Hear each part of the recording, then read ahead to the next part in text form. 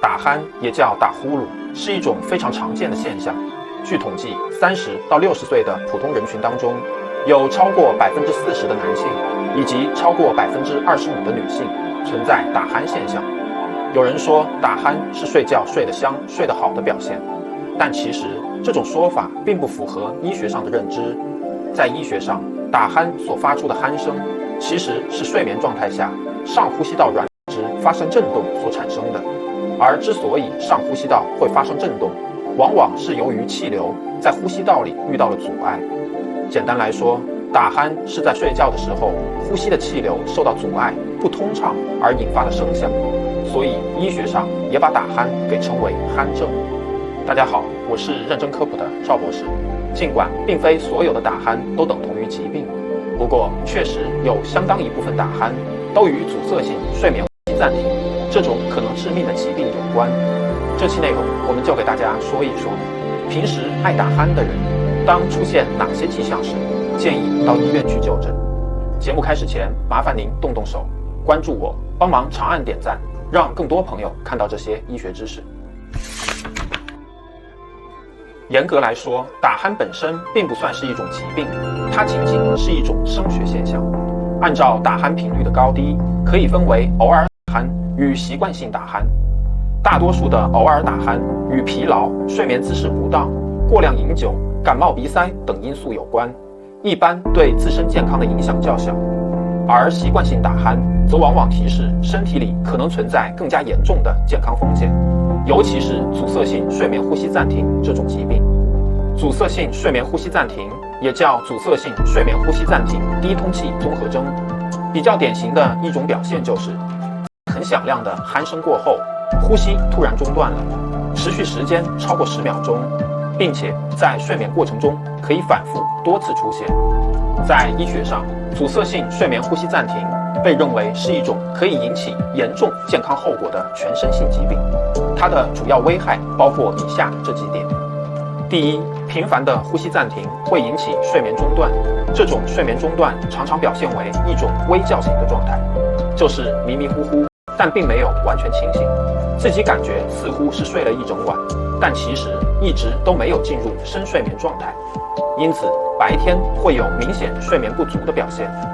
第二，阻塞性睡眠呼吸暂停的一大特点是，呼吸暂停同时伴随有呼吸道气流量的明显下降，这会造成睡眠当中出现低氧血症，导致全身组织器官是高血压的独立危险因素，同时也和胰岛素抵抗、糖尿病以及动脉粥样硬化性心血管疾病密切相关。第四，阻塞性睡眠呼吸暂停可以升高复杂性心律失常、急性心肌梗死以及脑中风的发生风险，增加猝死的发生概率。第五，还有研究发现，阻塞性睡眠呼吸暂停会增加道路交通安全事故的风险。毫无疑问，阻塞性睡眠呼吸暂停是一种值得我们引起重视的疾病，可现实却是，有相当一部分人都并不知道自己会习惯性打鼾，而知道自己经常打鼾的人，也并没有去就诊的意识。打鼾是个在睡眠状态下发生的现象，尤其是对于那些平时一个人睡觉的朋友们而言，常常容易被忽视。不过，当以下的这些迹象出现时，提示我们有可能存在习惯性打鼾，甚至呼吸暂停，并且有必要去找医生看一看。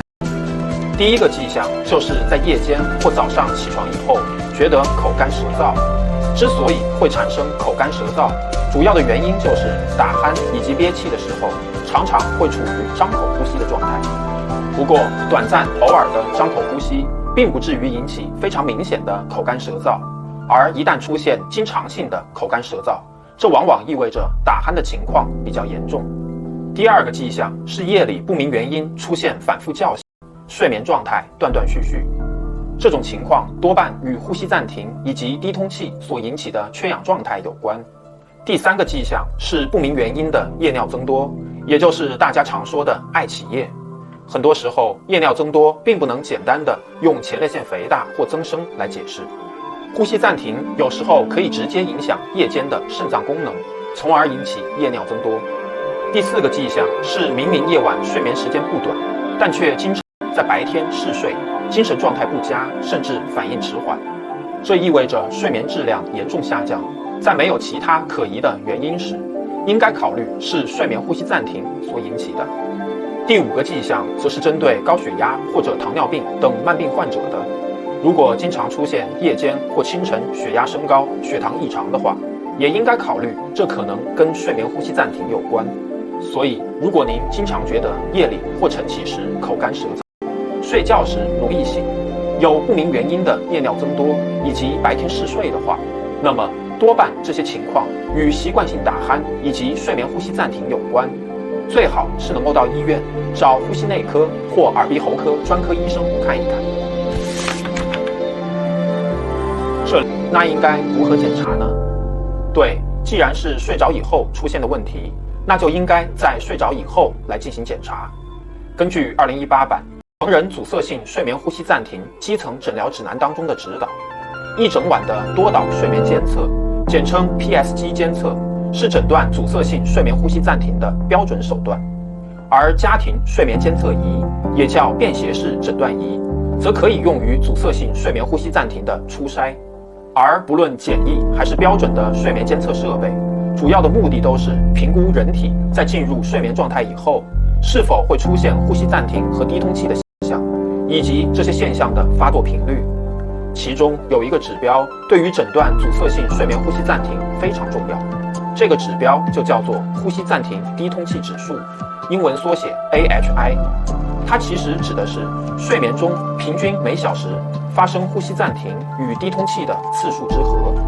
当睡眠监测技术发现 AHI 大于等于5次每小时，并且伴随有我们前面所提到的这些迹象时，就可以诊断阻塞性睡眠呼吸暂停了。而如果 AHI 小于5次每小时，并且没有这些迹象，则多属于单纯性鼾症。好的，如果您觉得这些医学知识对您有所帮助、有所启发，请您关注我，帮忙点赞并且转发，谢谢。